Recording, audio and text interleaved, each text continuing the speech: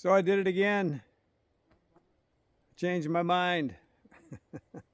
I've only been at this about 6 decades, so I'll get it right one of these days. But if you watch my videos, a few videos back when I was talking about my Enon, I said that when I bought this one, I bought the ground cloth with it.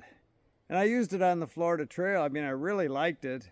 But when I got back from the Florida Trail, I started cutting weight, cut a lot of camera gear out. Thought, well, do I really need 9 ounces of footprint? For years, 20 years or more, I've used Tyvek. I started out with regular Tyvek, then I went to the lighter 1443R that they use for kite making. Pretty much the same stuff, only softer, easier to work with, durable. I used that for years. And really, it was probably only 3 ounces lighter than this full Hilleberg ground cloth that you see is back on my tent. And the reason for that is I really never realized until recently how much more condensation I would get without a ground cloth, because I've always used a ground cloth, and I've had condensation like everybody else gets, but it's minimal. I got a double wall tent. I really don't have to deal with it. It doesn't get to me.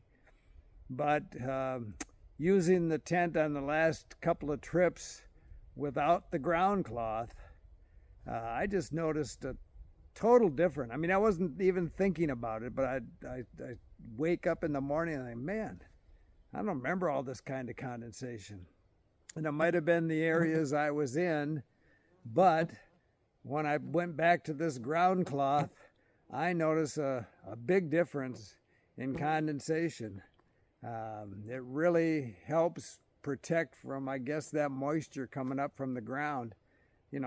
Tonight I'm kind of in a grassy, woodsy area that I would probably get a lot more condensation without that ground cloth. That's just my opinion.